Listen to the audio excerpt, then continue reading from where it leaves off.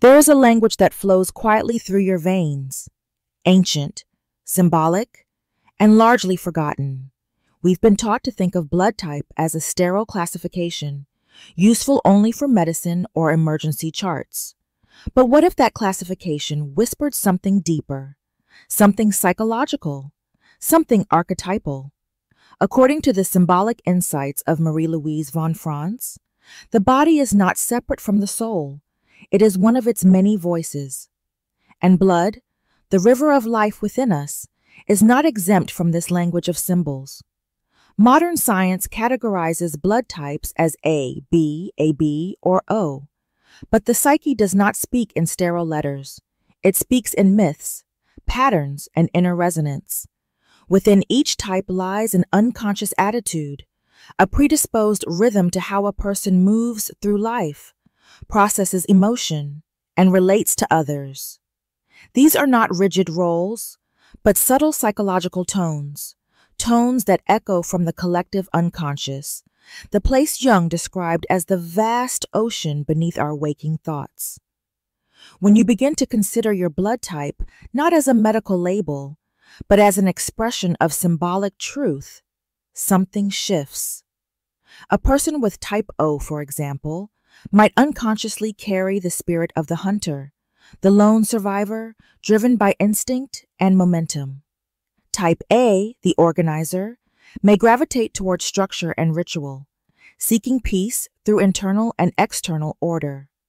Type B might drift into spaces of freedom and innovation, while AB walks the twilight path, never fully one thing or another, alchemical, paradoxical, whole.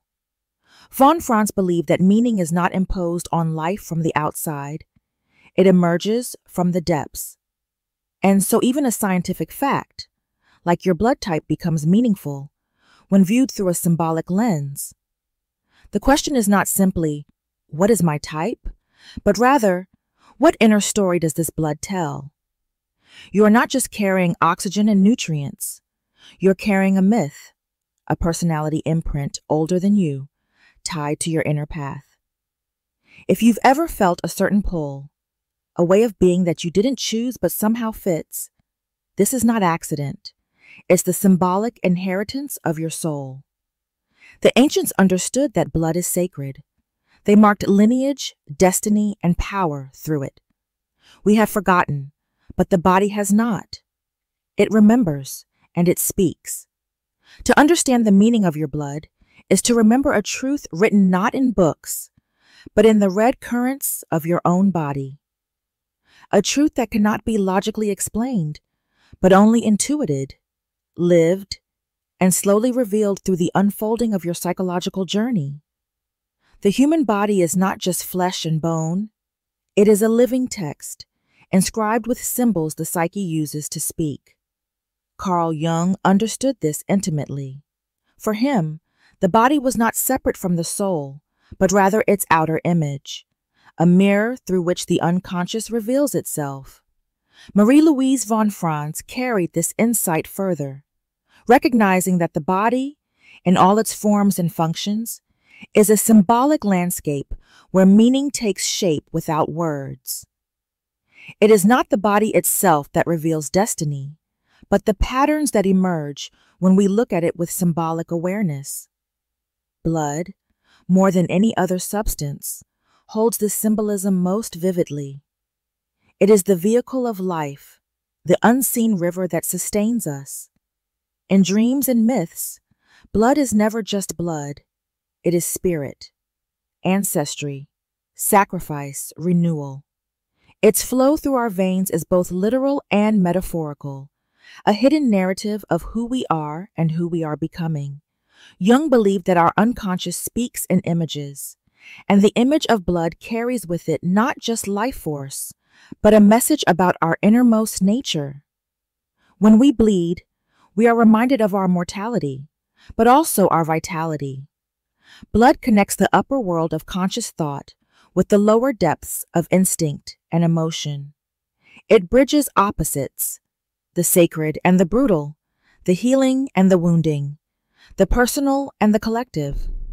Von Franz saw such opposites not as contradictions, but as invitations to wholeness. And the body, especially its internal processes like the circulation of blood, is where these tensions play out. To know your blood type in this symbolic context is to glimpse an invisible map of your psychic inheritance.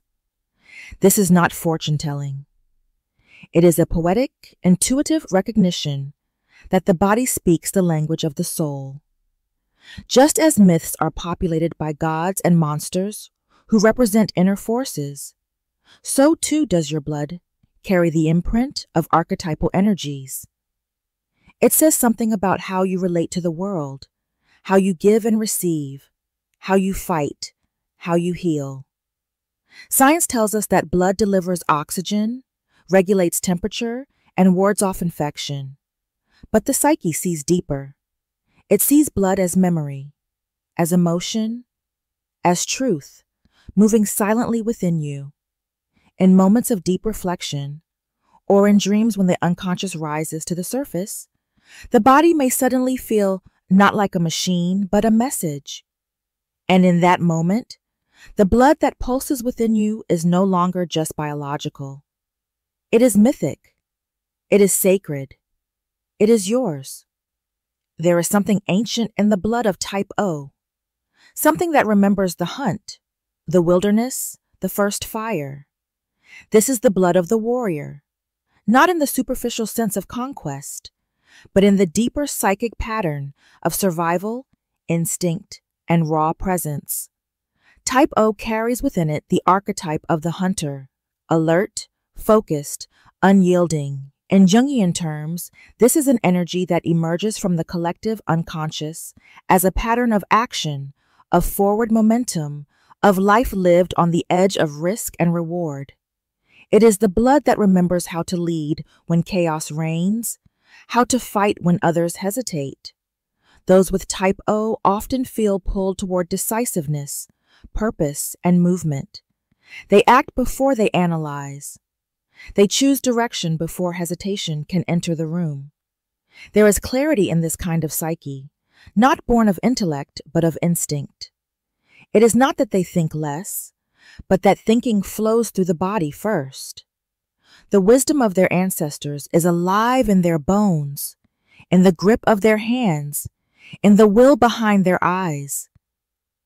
Jung spoke of the archetypal hero's journey, the confrontation with the dragon of fear. The type O individual often feels this call, even when they do not understand its origin. They are not driven by dreams alone, but by the pulse beneath them. Yet where there is light, there is shadow. And the shadow of the warrior is not subtle.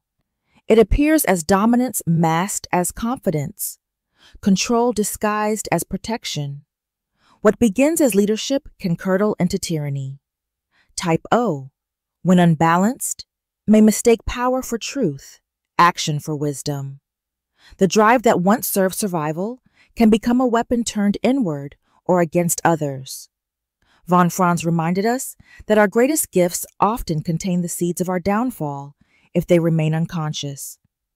The type O personality must learn that force alone cannot bring peace, that strength must be tempered by reflection, and that leadership without humility becomes violence of the spirit. But when this archetype is honored rather than exploited, when the warrior walks not with a sword, but with awareness, something beautiful emerges. This is the leader who protects without controlling, who risks without recklessness, who brings stability not through fear, but presence. The instinctual energy of type O, when made conscious, becomes a beacon for others, a reminder that courage is not the absence of fear, but the will to move forward with heart wide open. To carry this blood is to carry an invitation, not to dominate the world, but to meet it fully, not to conquer others, but to confront the self. It is an ancient rhythm, one that beats louder in the silence, urging you to remember. You were born to move, to act, to lead, not from ego, but from soul. In the quiet current of type A blood, there is a different kind of strength, one not forged in battle, but in patience, presence, and care. This is the archetype of the healer, the harmonizer, the one who carries the sacred task of creating order out of the chaos of human emotion. Unlike the raw momentum of Type O, Type A moves inward first, attuned not to conquest, but to coherence. There is a deep sensitivity here, a psychic openness that feels before it speaks, that listens before it acts. It is a blood that remembers how to mend, how to soothe, how to hope. Carl Jung spoke often of the soul's need for balance, and those with Type A often live as a quiet counterweight to the noise of the world. Their presence is rarely loud, but it is stabilizing. They bring shape to the formless, predictability to the unpredictable. This is not weakness, it is a deep psychic intelligence. It is the archetype of the inner architect, the builder of emotional foundations. Marie-Louise von Franz understood that such people often serve as containers for collective emotion, absorbing what others cannot process. It is both a gift and a weight. There is something otherworldly in the pulse of Type AB, something that does not quite belong to one realm or the other. It is the blood of contradiction, of paradox held in delicate tension. Where Type O charges forward and Type A builds order, where Type B wanders wide open, AB stands at the intersection. It is not either or, it is both. Jung might have called this the alchemical bridge, the place where opposites meet not to cancel each other, but to transform.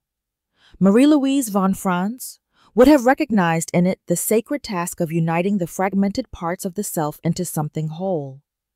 This is the rarest blood, and fittingly so.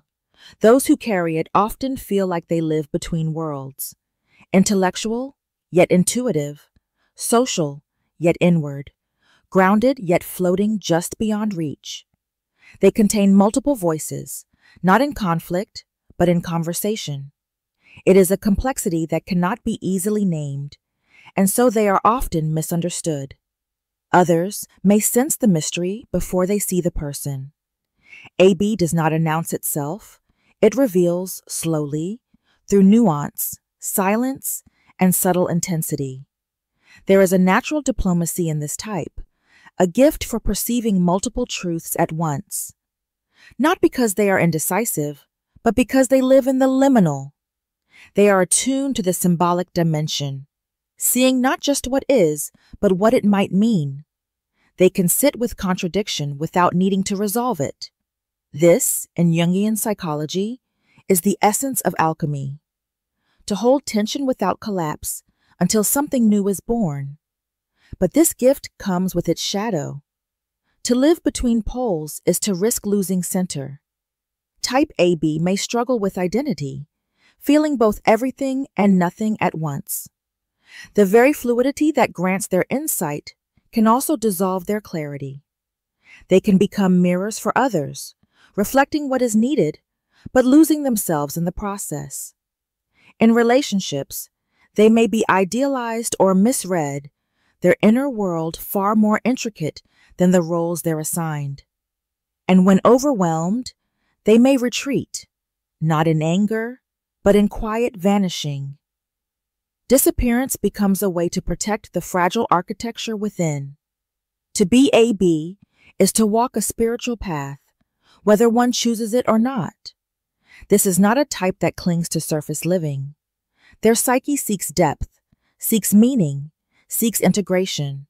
The challenge is to remain visible while carrying such internal multiplicity. The journey is not about choosing sides, but about weaving something sacred from both. When they live consciously, AB individuals become bridges, not just between people, but between worlds. They embody what the alchemists called the unus mundus, the one world where inner and outer, spirit and matter, past and future are no longer divided. Their presence is subtle, but it leaves a mark, not a loud one, but a lasting one, like a dream that stays with you long after waking, without explanation, but full of meaning. Every strength carries within it the seed of its undoing. What empowers us also tempts us, and in each blood type lies not just a gift, but a shadow, a hidden distortion of that gift when it becomes unconscious, rigid, or over-identified. Marie-Louise von Franz taught that the shadow is not evil in itself, but unlived life.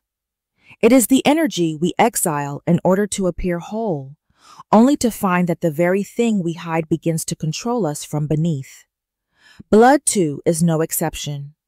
Beneath its symbolic rhythm lies a mirror, and not all of it reflects light. Type O, the instinctual warrior, radiates courage and action. But when unexamined, this drive calcifies into control, into a need to dominate rather than protect. What was once initiative becomes imposition. The type O shadow is the refusal to yield, an intolerance for vulnerability disguised as decisiveness. It fears stillness, because stillness means confrontation with the self. Beneath the armor often lies a profound fear of powerlessness.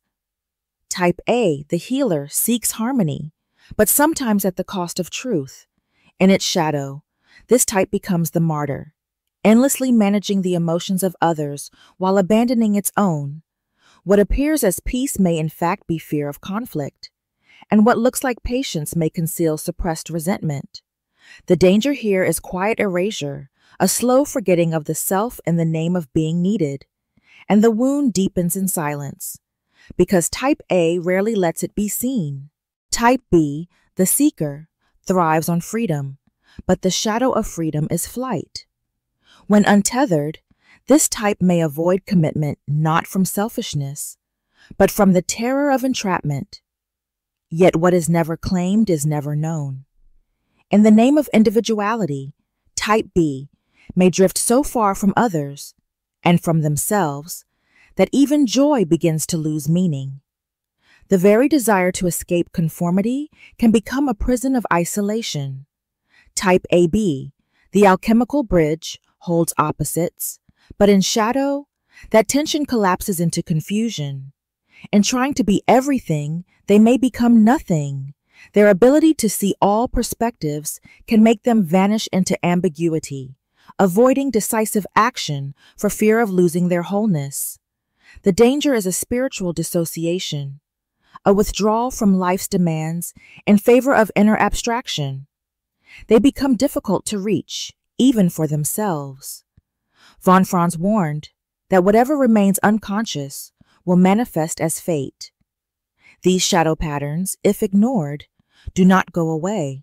They solidify into personality traits, relational traps, and repeating narratives. But if we meet them, if we dare to turn and face the shape moving in the corner of our vision, they become something else. They become teachers. Each shadow is an unloved part of the self, not demanding punishment, but recognition. The task is not to eliminate the shadow, it is to integrate it.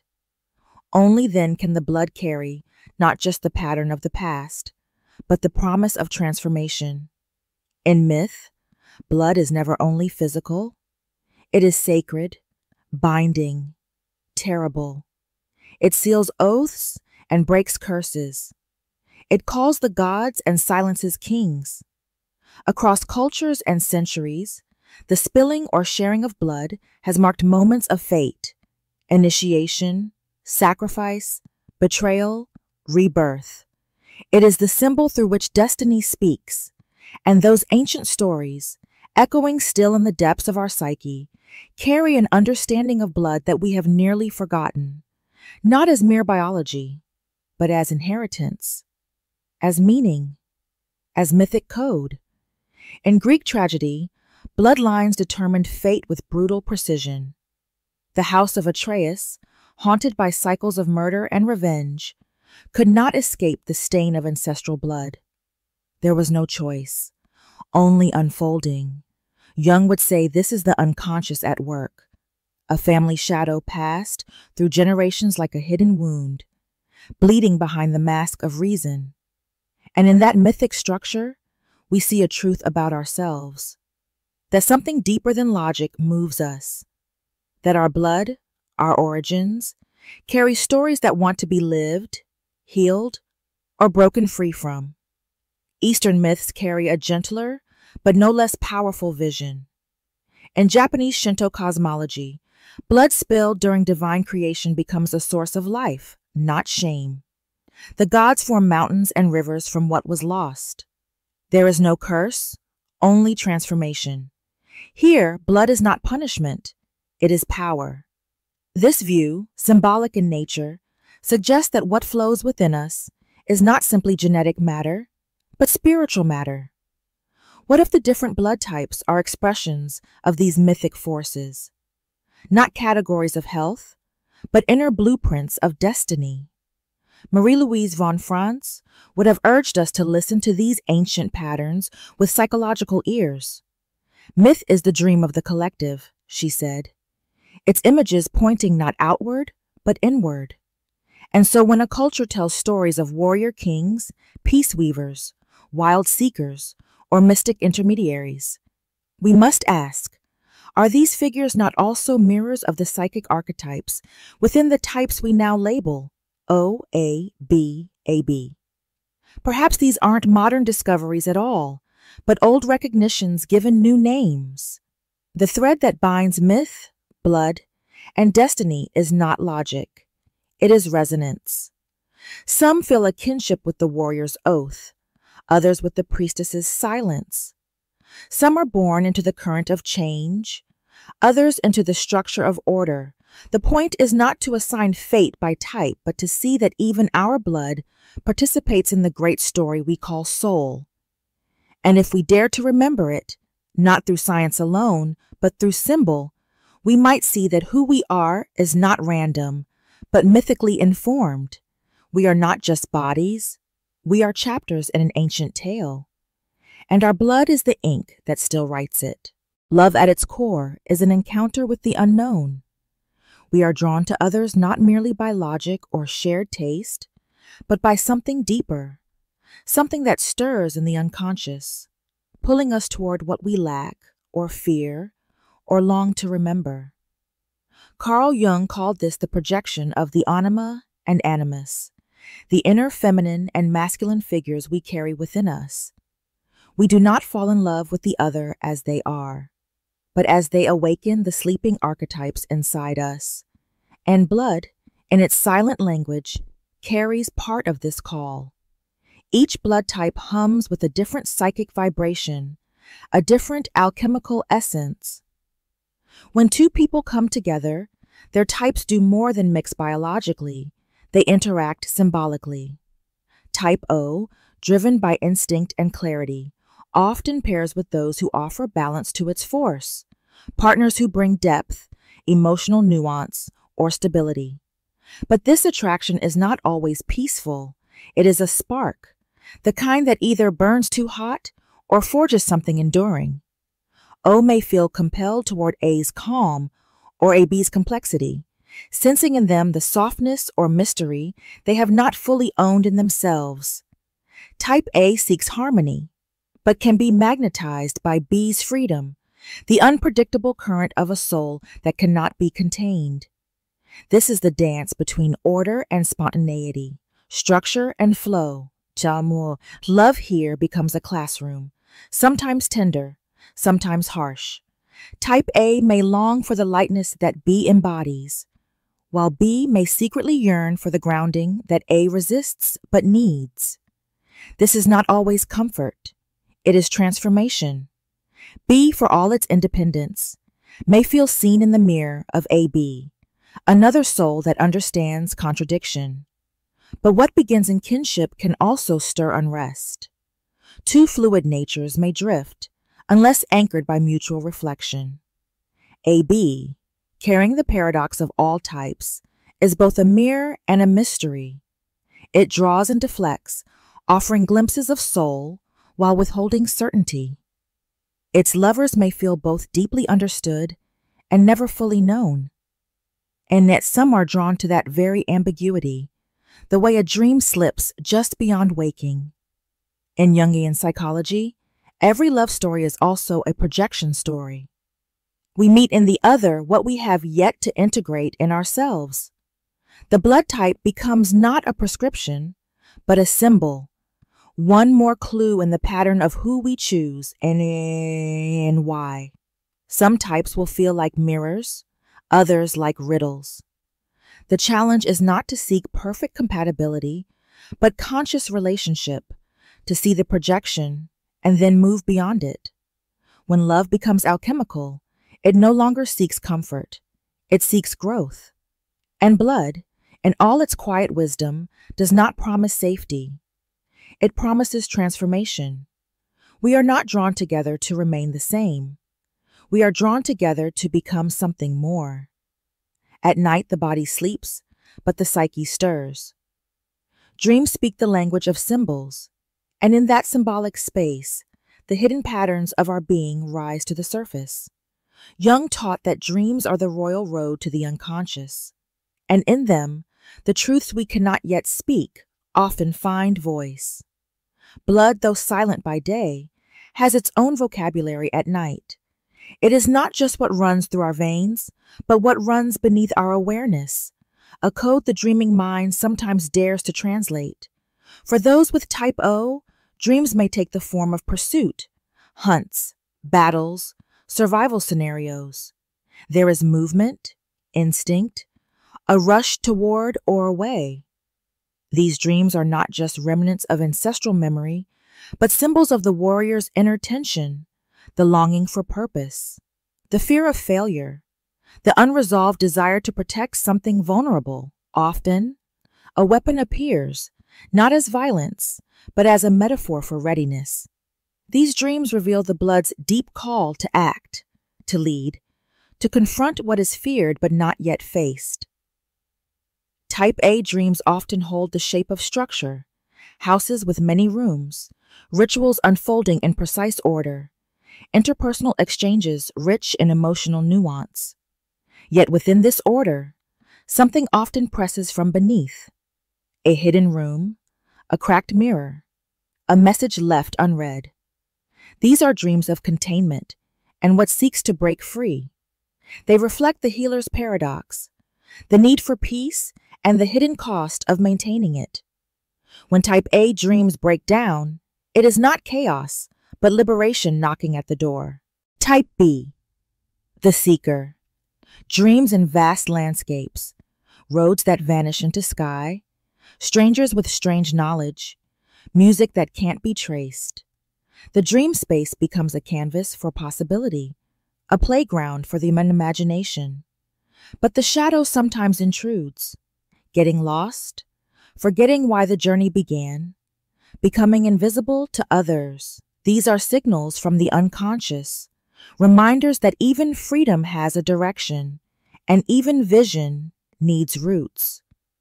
The dream is not just escape, it is a map. AB dreams are layered, recursive, often surreal, one dream nested inside another. Identities shift, time bends. The dreamer may not know who they are, or may be many people at once. These are not confusions, but symbols of the type's innate multiplicity. Often, themes of bridges, thresholds, or sacred spaces emerge, places where opposites converge. The unconscious is inviting the alchemist to accept complexity without needing resolution. The dream says, live the question, do not rush the answer. Von Franz believed that dreams bring compensatory wisdom, the truth we are too distracted or afraid to grasp in waking life. And so our blood speaks not only in sensation, but in symbol. What we carry inside us by day returns to us in image by night. The blood code does not whisper in words. It paints in metaphor. It sings in paradox. And always, always, it points us back to the mystery we already are.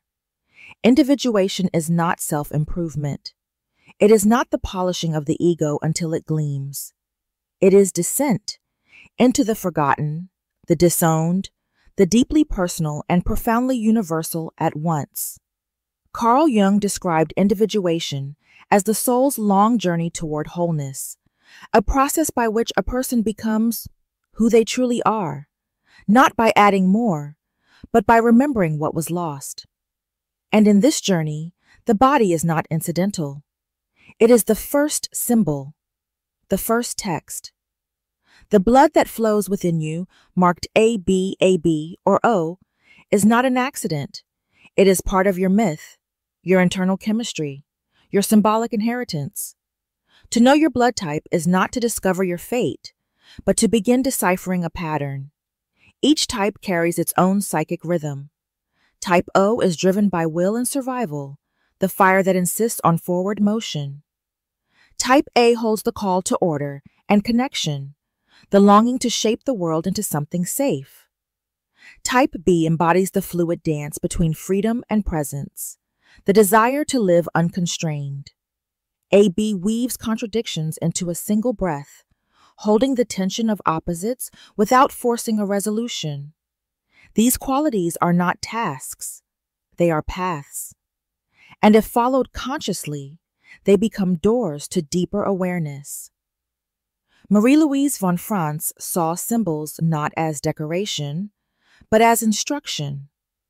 The images that stir us, the traits that shape us, these are messages from the self, the deep center of our being.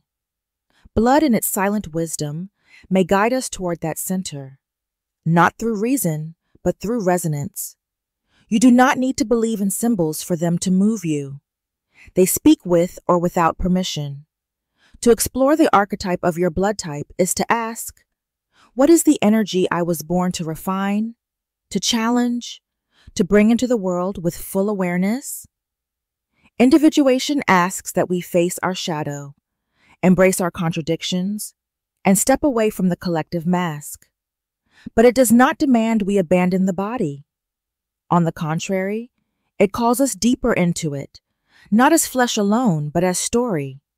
Your blood is not just yours. It is ancestral, archetypal, and deeply personal. It links you to the instincts you've tried to repress and the potentials you've barely begun to claim. Its chemistry is your soul's fingerprint.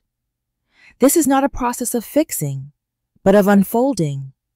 To know yourself fully, you must be willing to meet the parts that frighten you, that confuse you, that do not fit your idea of who you were supposed to be. The blood remembers, and in remembering it, you remember yourself, not the surface version, but the one who was always there, waiting beneath the noise. Individuation is not a destination.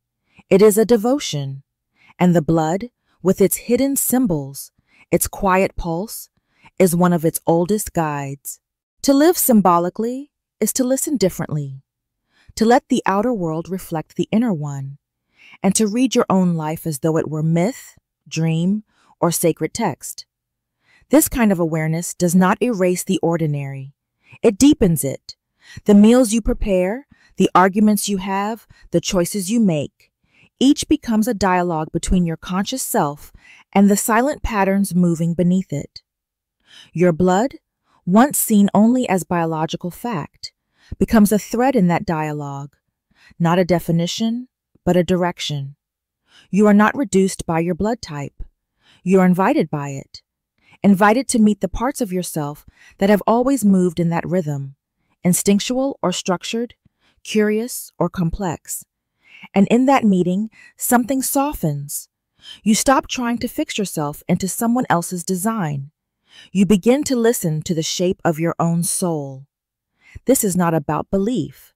It is about attention. Marie-Louise von Franz didn't ask us to believe in symbols. She asked us to live with them, to let them show us what we'd missed in our quest for control and certainty. Living with symbolic awareness means you no longer rush to label a conflict as bad or a habit as broken. You begin to ask instead, what is this pointing me toward? You see your blood type not as a category, but as a subtle language the self uses to guide you toward integration. If you are type O, you're not just a warrior. You're learning how to lead with soul, not force. If A, you are more than a harmonizer, you're remembering how to include yourself in the peace you create. If B, your freedom is not escape, it is a path toward presence. If AB, you are not lost in contradiction, you're the place where opposites touch. These are not roles to perform. They are energies to grow into, challenge, and redefine. The work is not to match your type perfectly, but to understand it symbolically, what it asks of you, what it reveals, where it stretches you. When you live this way, choices become clearer. Relationships become more honest. Even your struggles begin to feel less random, because you are no longer fighting your pattern, you are learning its wisdom. Symbolic living is not a philosophy. It is a practice. It requires curiosity, humility, and a willingness to slow down. But in that slowness, something begins to speak. A dream, a memory, a feeling that rises from the blood itself. You realize you are not here to fit someone else's map. You are here to draw your own, using the compass already inside you. The one you were born with. The one that beats just beneath your skin.